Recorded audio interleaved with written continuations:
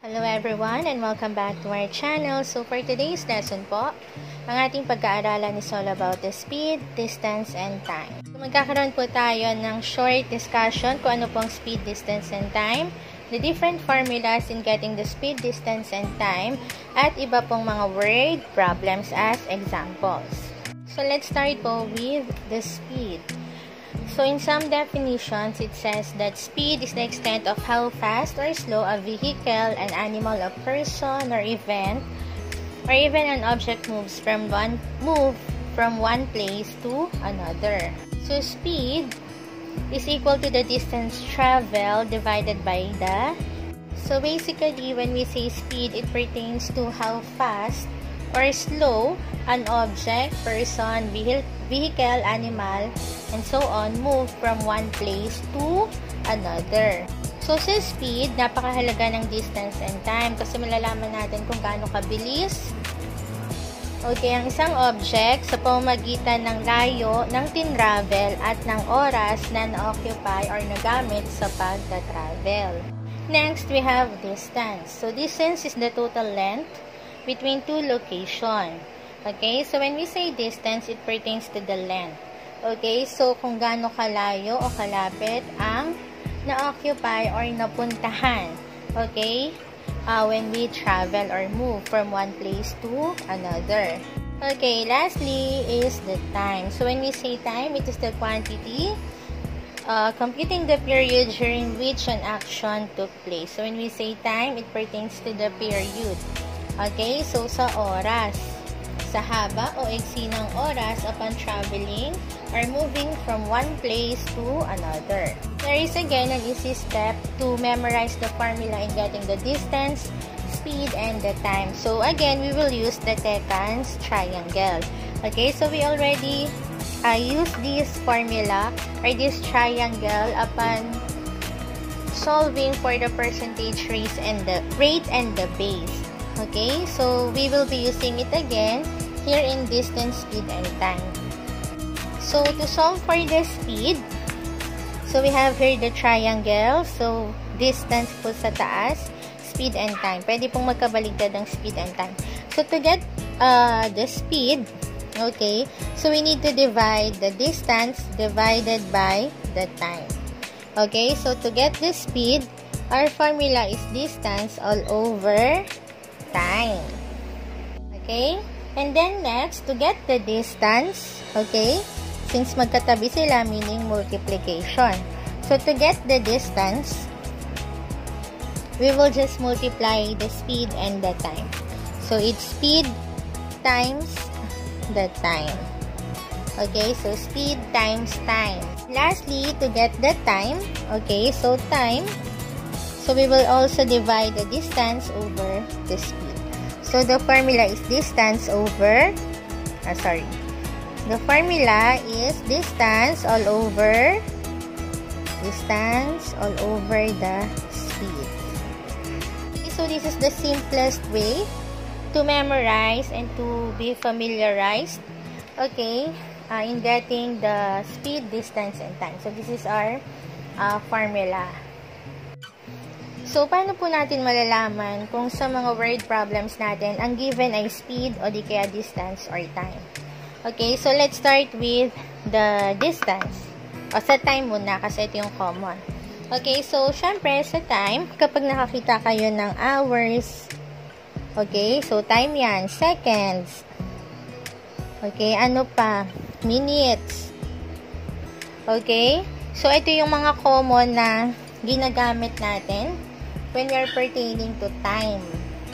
Okay, next naman, sa distance, malalaman natin na distance ang tinutukoy kapag ito ay may miles, o di kaya meters, o di kaya kilometers. Ayan, kilometers. Pwede rin yung mga feet, centimeters, and so on. Okay, so maraming ginagamit na measuring units when it comes to distance. So, layo, haba, sukat. Okay, so the last one is the speed. So, how do we know if our given is pertaining to speed? If we use both the time and distance. Okay, or distance and time. So, usually, nauuna ang distance sa time. So, for example, nakakita kayo ng mph. Ibig sabihin po niyan ay miles per hour. Okay, so yung miles, ito yan, that is distance. Yung hour, that is time. So, combination of the distance and time. So, yun po yung sa speed. So, usually, nakikita natin to sa mga signs sa kalsada. Okay, so ano pa yung mga example ng speeds? Yung mga, ng speed, yung kilometer per hour, kph, diba? Ano yung ms? Okay, minute or miles? Miles per second. Diba? Or meters, sorry, meters per second. Okay, so ano pa? Yung mga nakakita tayo minsan ng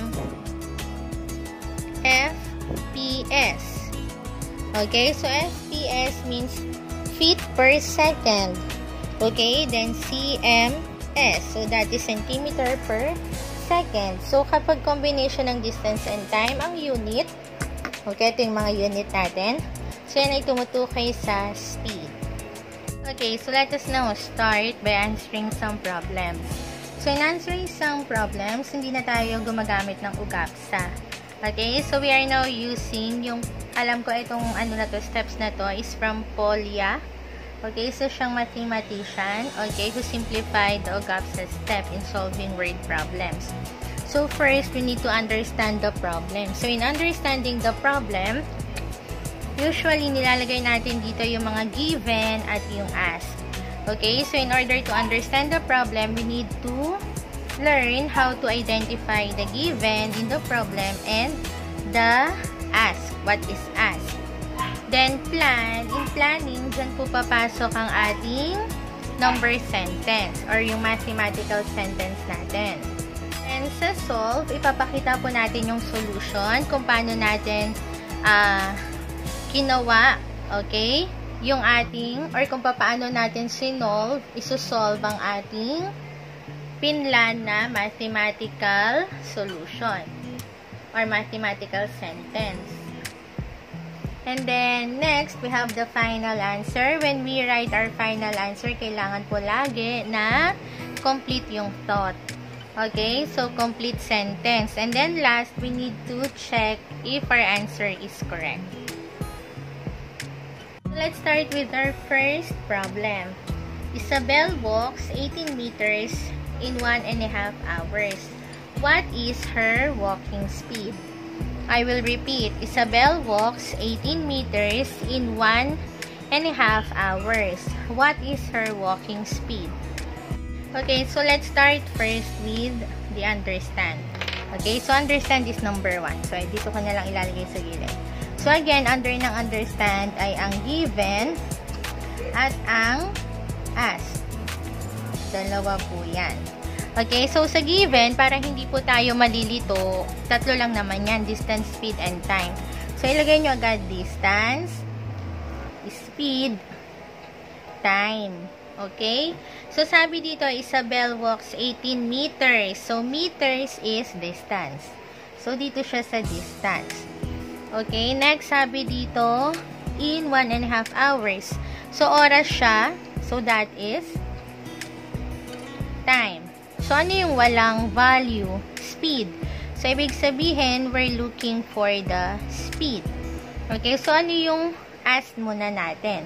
Okay? So, Isabel's walking speed or the speed of Isabel's walking. Okay? Pwede rin naman yung ibang nilalagay nila, kinokopya nila sa ask, yung last sentence dun sa ating word problem. Pwede rin naman. Okay? Pero ito kasi mga simplest way. Okay? To write the number sentence. Then yung number 2, plan.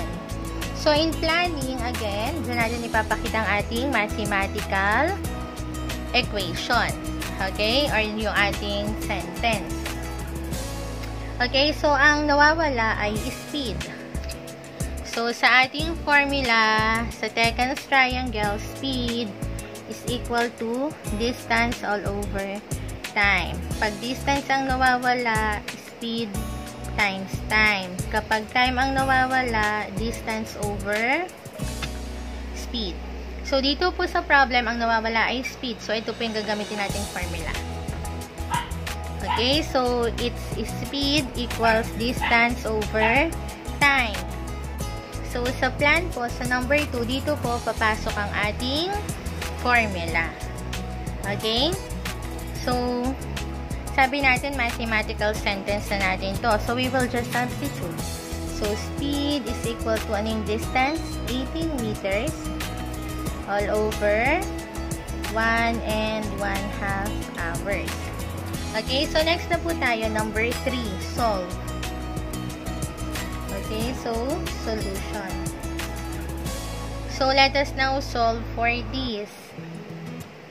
Okay, so bago po pala natin i-solve dito, no, usually naman kapag speed, distance, and time pinag-uusapan, mas particular tayo sa decimals rather than fraction. So itong 1 and 1/2 hour, pwede na natin itong gawing 1.5 hours. Okay?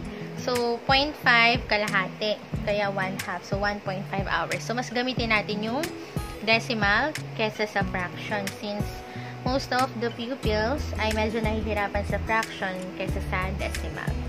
Okay? So, let us now go to our solution. So, our solution, so, speed is equal to 18 meters all over 1.5 hours. Hours. May S, no? Kasi more than 1 na siya. Saka sa problem natin, may S yung hours. Sige, hours. Okay, so, paano po natin ito isi-solve? So, we will just divide 18 by 1.5. May ibang bata, ginagawa nila ang solution yung long method. Hindi po yun yung long method, ha? Ang solution po natin dito ay ito, yung step-by-step na pagpapakita ng ating sagot. So, yung long method na iisa-isahin nyo, yan po ay, scratch. Scratch lang ang tawag doon. So, hindi siya sinasama sa solution. So, let us divide 18 divided by 1.5. So, decimal, tanggalin. So, add 1, 0. Okay? So, magiging 180 divided by 15. So, 18 divided by 15 is 1. Subtract 3, bring down 0. 30 divided by 15 is 2. So, the answer is 12. Okay, so 12 meters per hour. So, this is the speed.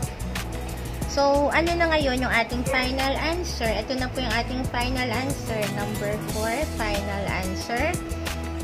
Speed is 12 meters per hour. Ano yung kadugtong natin na sentence? Ito yung usually na nahihirapan yung mga pupils sa pag-identify ng kadugtong na sentence. Ang kadugtong po na sentence ay yung ask natin. Balikan lang natin. So, 12 meters per hour. Isabel's walking speed. Ang nilakad o ang speed ng paglalakad ni Isabel. Okay? So, this is now our final answer. Then lastly, we will proceed to checking. So, number 5. Okay, so how do we do the checking? Okay, sa checking, balikan natin yung formula. Okay, so ito yung ginamit natin, right? So, sa checking, para malaman natin kung tama yung sugot natin, pili tayo kung alin dito sa dalawa yung gagamitin natin. Okay, so, usually, mas madali mag-multiply kaysa mag-divide. So, let us use the distance formula. So, in checking, ayan, checking, we will use the distance formula, S times T. So, ano yung S na natin? Speed is 12. Gamit tayo ng extra point. Okay, so D is equal to S times T. So, ang ating distance natin, asan yung distance? Ayun, 18 meters. Ano yung S natin? 12 meters per hour. Times, ano yung time natin? 1.5 hours. Okay, so how do we solve for this? So, dapat 18 meters. So, dapat ito pag sinolve maging 18 meters din. Okay, so 18 meters. Ayan, I hope nakikita. Medyo mahaba lang yung process, no? So, when we multiply 12 meters per hour times 1.5 hour. Ito, diba, nasa over yung hour. So, makakancel na si hours. Matitira na lang ay si meter. Okay, kasi ito nasa taas, ito nasa baba. So, cancel na yan. That is equal to 1. Parang pag nag-simplify ng fractions, kapag magkapareho sa numerator and denominator, cancel na. Because that is already equal to 1. Okay, then next step, multiply 12 times 1.5. So, when we multiply, yan. Okay, so, let us now multiply 12 times 1.5. So, 5 times 2 is 10, carry 1. 5 times 1 is 5 plus 1, 6. 1 times 2 is 2, 1 times 1 is 1. Bring down 0, 6 plus 2 is 8. Bring down 1, and then 1 decimal place. So, from here, 1 decimal place. Okay, so, 12 times 1.5 is 18. Ano yung natirang unit? Meters na lang. Kasi wala na po ito. Okay, so are they equal? Yes. So, dahil equal po ang 18 meters and 18 meters dito sa ating checking, ibig sabihin, our answer here is correct. Okay, so how do we check for this? So, ilang points po ito? 1 point. Ayan, para sa mga gagawa ng checking, no? 1 point for the given, 1 point for the asked. Okay? So, dalawang check po under ng understand. Okay, next sa planning, may formula, may substitution. Kung hindi pa siya nag-substitute dito, okay lang. Kung hindi niya na sinulat yung formula, pero may substitution, diretso na dito, okay lang rin. 1 point. Okay, then sa solution, ito lang naman yung mahalaga dyan. Okay? Kahit na hindi niya na ipakita itong, yung computation, kasi baka yung iba gumamit ng calculator, okay lang rin. Okay, 1 point. Then, sa final answer po, dapat complete. Okay, so, meron kang sagot na ito, then, together with the sentence. Kung hindi ito yung pinaka-wordings niya, halimbawa, ang nilagay lang ay walking speed of Isabel, tamang-tama pa rin yun. Kung ang nilagay lang ay walking speed, pwede na rin. Okay, 1 point. Paano po kung ang nailagay lang ay ito, tapos wala po to? No check po yun. Okay, kasi kailangan po ay complete ang ating sagot. Then, sa checking, kahit alin po pwede niyang gawin dito ha. So, sa checking, 1 point, kailangan kung merong piniling formula at yung, eto po, yung pinakasagot. Okay, so 1 point. So, all in all po, for problem number 1, we have 1, 2, 3, 4, 5, 6 points po in all. So, sa bawat problem solving, we can give 6 points sa bawat isang number. Okay? Proceed po tayo, problem number 2. Okay, problem number 2, a car travels at 260 kilometers in 8 hours. What is the average speed of the car? I will repeat. A car travels at 260 kilometers in 8 hours. What is the average speed of the car? So again, let's start with number 1, yung understand natin. Yan, binura ko na po para mas gamit natin ng maayos yung ating board. Okay? So, in understanding the problem, nauunawaan po natin when we were able to give the correct given and the asked. So, again, in writing the given, sulat nyo agad yung D, T, S. Okay, so meron bang nabanggit na distance? A car travels at 200 kilometers. So, 260 kilometers. So, 260 kilometers, may time, meron, 8 hours. And then sabi, what is the average speed? So, speed is missing. So, ano po yung ating ask? Average speed of the car. Okay, next po, number 2 ay yung ating plan. Okay, since speed is missing, we will write the formula of speed, distance all over time. Okay, then substitute ano yung distance? 260 kilometers all over. Ano yung time? 8 hours. Okay, next po, number 3. We will now proceed to our solution. So, 260 kilometers all over 8 hours. So, pakita lang po natin, 260 divided by 8 hours. Ilang 8 meron sa 26? So, tatlo po. 3 times 8 is 24. Subtract, bring down 2. Bring down 0. Ilang 8 meron sa 22? That's 16. 4. So, we will add decimal point. Add 0. Bring down 0. 40 divided by 8 is 5. Okay, so that's 40. Okay, 0 na. Okay, so the answer here is eto. 32.5. Okay?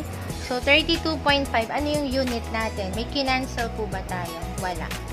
So, it's kilometer per hour. Okay? So, what is our final answer? Ayan. So, our final answer here is 32.5 or 0.50. Okay, sige, 0.5 na lang. Pwede naman. Okay, kilometers per hour. Complete answer again. So, balikan natin yung ating ask. Is the average speed of the car? Okay, so yan po ang ating complete answer. Last po ay number 5, checking. So, again, balikan natin yung distance is equal to speed times the time. Kasi mas madali mag-multiply kaysa mag-divide. Okay? So, ano na po ang ating speed? Meron na tayong speed. 32.5 kilometers per hour okay, dito yan. Equals, sorry. Ito yung speed, 32.5 kilometers per hour times ano yung time natin? 8 hours. And then, ano yung distance? 260 kilometers. Okay, so 260 kilometers equals, gamit na tayo calculator para po mabilis, no? 32.5 divided by 8, that is, 32.5 times 8, that is 260. Okay, so per hour, nasa over yung hour, so cancel na po. Matitira na lang na unit natin ay kilometer. So, dahil pareho silang 260 kilometers, correct, ibig sabihin tama pong ating final answer. Okay, so kung medyo nabibilisan, balik-balikan nyo na lang po yung video natin, ha? Kasi marami po tayong problems na kailangan mapakita ang solution. Okay, so again, 1 check sa given, 1 check sa asked. Okay, so 1 check sa formula or dumiretso na siya sa substitution. Okay, 1 check na yun. Then, 1 check for the solution. And then, 1 check for the final answer. Kailangan kompleto yung wordings. And then, 1 check for the checking. So, all in all, 6 points po ulit. Let's proceed to problem number 3. Okay, problem number 3. Sabi po dito, Lairus must travel 100 kilometers. If he drives at 40 km per hour, how long does his journey take? I will repeat, Lairus must travel 100 kilometers. If he drives at 40 kilometers per hour, how long does his journey take? So again, let's start with number 1, understand. So under understand, we have the given. So sa given, kailangan natin mapakita ang D, T, S. Then we have asked. Okay, so ano po yung distance sa ating problem? So, travel 100 kilometers. Yan, 100 kilometers. Ano po yung time? Wala. Kasi ang isang given ay 40 kilometers per hour. So, combination ng distance and time. So, that is speed. 40 km per hour. Okay? So, ano po yung ask natin dito? Ayan. How long does his journey take? So, how long? So, the length of Lairus journey. Okay, so kahit paano po yung wordings nyo dyan, basta ang tinutukoy lang natin dito, ang hinahanap ay gaano kalayo. Okay? Gaano kahaba yung oras. Okay, the length of time. The length of time Lairus journey. Okay, may time yan. The length of time. Oras po ang hinahanap natin dito. Okay, kasi parang may problem dun sa problem mismo. Okay, so how long does his journey take? Okay, so ang hinahanap natin dun ay length of time. Okay, next po, number 2, ang ating plan. So, we're looking for the time. Ano yung formula in getting the time? It's distance over the speed. So, time is equal to distance over the speed. Substitute, ano yung distance? 100 kilometers all over, ano yung speed? 40 kilometers. Ito na lang gawin natin. Para hindi kayo malito. Ito. Ayan. Per hour. So, pag per hour, naka-over yan. Ganito yan. Kilometers per hour. Ganyan talaga siya. Okay? So, ito yung shortcut niya. Okay, so next po ay ang ating solution. So, we will just divide 100 km all over 40 kilometers per hour. Okay? So, kapag ganyan po, so, alam naman natin na 100, no? Cancel tayo isang 0. So, matitira na lang ay 10 at 4. Shortcut na ito, so 10 divided by 4, that's 2, 8, 2. Yan, so it's 2.5. Okay, so our answer here, then kilometer, dito may kilometer, cancel, matitira si hour. Okay, so the answer is 2.5 hours. Okay, so our final answer, number 4, is 2.5 hours. So, tama naman. Kasi oras ang hinahanap. Dapat hours na lang matitira. So, tama naman to. Okay, so 2.5 hours. Again, length of time.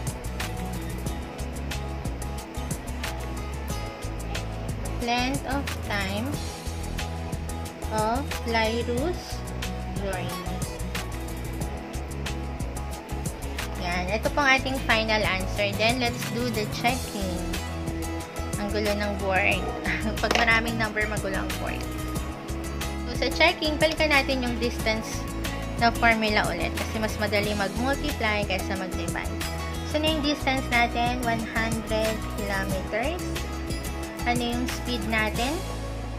40 kilometers per hour times. Ano yung time? 2.5 hours. So, 100 kilometers, kinokopya ko lang, equals 40 times 2.5. Kakalculate na tayo para mabilis, since checking lang naman to. Times 2.5. So, the answer is 100. May hours, cancel na kasi over yan. So, matitira ay si kilometer. So, since parehong kilometers, ibig sabihin, we got the same and correct answer. Okay, so, again, one check for the given, one check for the asked, one check for the mathematical sentence or the formula, one check for the solution, one check for the final answer, and one check for the checking. So, all in all, this is equal to 6 points. Problem number 4, Athos rose at an average speed of 1.5 meters per minute. How long does it take him to row 30 meters? Okay, so Athos rows at an average speed of 1.5 meters per minute. How long does it take him to row 30 minutes? 30 meters. So, number 1 again, nakakapagod pala to kasi masyadong mahaba. Okay, given. So, D, sulat nyo lagi. D, para wala kang makakalimutan. S. So, sabi doon, 1.5 meters per minute. So, may meters, may minute. So, that is speed. 1.5 meters per minute. Yan, ganyan na lang po, ha? And then, meron dong 30 meter. So, 30 meter is distance. So, again, what is missing? Time. Then, let's proceed to ask. So, how long does it take him to row 30 meters? Okay, so again, ang hinahanap po natin dito ay length of time to row. Length of time of rowing 30 meters. Okay, so number 2, what is the plan? So, since time is missing, we will use again the formula in getting the time. So, it's distance over the speed. What is the distance? It's 30 meters. What is the speed? It's 1.5 meter per minute. Okay, next, number 3, we need to solve. So, 30 meters all over 1.5 meters per minute.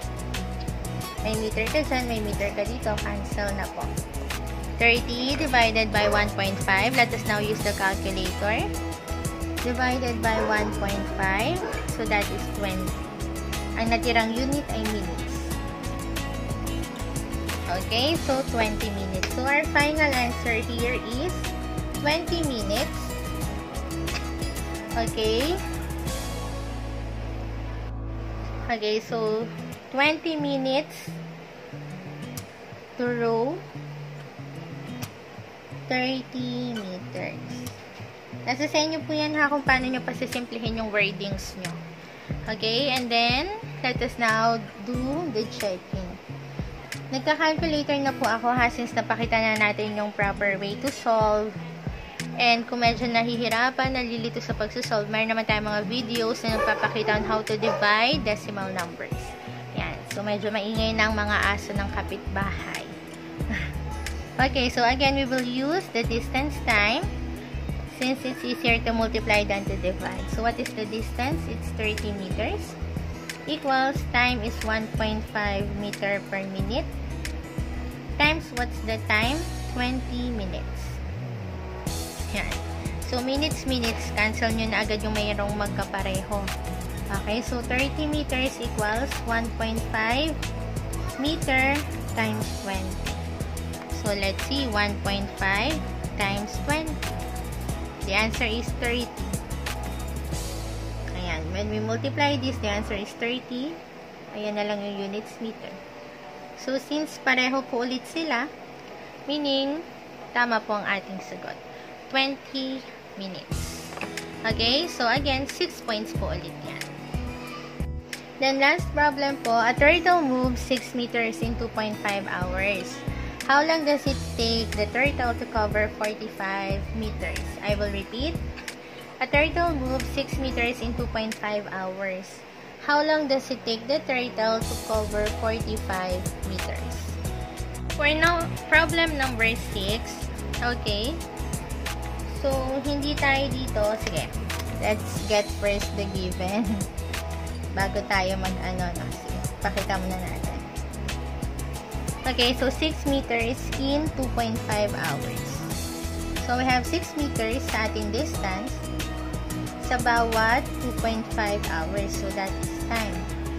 Ang tanong, how long does it take the turtle to cover 45 meters? How long daw? So, ang tinatanong pa rin ay time. Okay, hindi naman tinatanong ang speed. Okay? So, ang hinahanap natin dito ay length of time pa rin. So, since we have two distances and one given time, Okay, meaning we will not going to use the formula of speed. What we're going to do here is to get its proportion.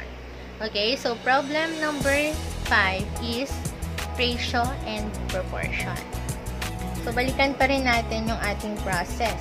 Okay, so after given, we need to get the asked. Okay, so for asked, ang ating asked dito ay length of time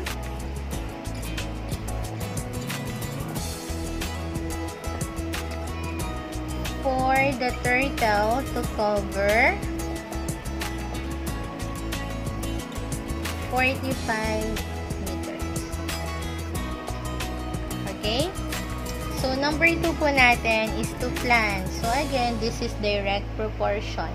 Okay? So, syempre,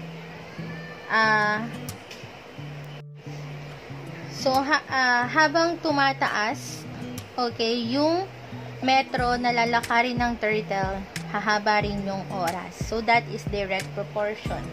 Okay? So, ang ating gagawin is direct proportion. Ang pangit na ng sulat ko. Actually, pangit talaga yung sulat ko. Ayan. Okay? So, it's, anong given natin? 6 meters is to 2.5 hours equals 45 meters is to x, unknown time. Okay, so let's get the means and the extremes. Okay, so this is our tawag dito, a mathematical sentence. Then number 3 is the solution. Ito na, when we solve. Okay, so 45 times 2.5, that's 112.5. Ito yun. 112.5 meters per hour equals 6 meters times x. So, 6x. Okay, so 6 meters x. Okay, wag natin kalimutan yung kasi meron pa tayo dito. So, since pareho tayong merong meters, cancel na natin yan para hindi tayo malito. Okay, all over 6. Yan, so cancel. Matitira na lang ay si x. Okay, so x, 112.5 divided by 6. So, the answer is 18.75. Natirang unit ay hours. Okay? So, ito po ang ating solution. And then, this is our final answer. Number 4, final answer. Yan, naglabo-labo na yung whiteboard ko. Pasensya na po. So, ano yung kadugtong neto? Ayan. Length of time. For the turtle to cover 45 meters. Ayan. So, again, we need to do checking. So, tingnan nga natin kung tama ba yung sagot natin dito. Ayan. So, usually po kasi nag-on the spot lang rin ako. Okay, since ang daming trabaho, no? So, direct na tayo na gumagawa ng mga videos. So, let's go back to the how do we know if our answer is correct? So, let's go back to our original equation. So, it's 6 meters to 2.5 hours equals, ito yun, 45 meters is to ano yung x? 18.75 hours.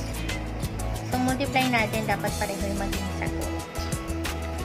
Okay, so 2.5 times 45, that's 112.5 meters per hour. Then, dito tayo sa next, sa extreme natin, 6 times, ayan, nakikita naman, 18.75. Tama, pareho po, 112.5 hours meters. So, meters per hour. So, pareho ng sagot, pareho ng units. So, correct po yung ating final answer. Okay, so for this, how do we score for this? So, 1 check for the given. So, sa given po natin, ganito po dapat. 2 distance, and then 2 time. Wala pong speed. Okay, so none ang speed natin. None. Then, 1 check for the ask. Then, 1 check po sa ating plan. Ito po ang ating mathematical sentence since we do the formula ng direct proportion. Then, 1 check for the solution. 1 check for the complete and final answer. 1 check for the checking. So, 2, 4, 6. Again, 6 points po. Kapag may isa po na mali dito sa given, mali na po yung buong given, ha? Okay, so let's be honest sa mga sarili natin. At mas maganda po na okay lang na mababa yung score. At least honest tayo kaysa po sa mataas lagi yung scores natin pero hindi tayo nagiging tapat. Okay, so thank you so much for watching our videos. I hope na meron po tayong natutunan. God bless us all.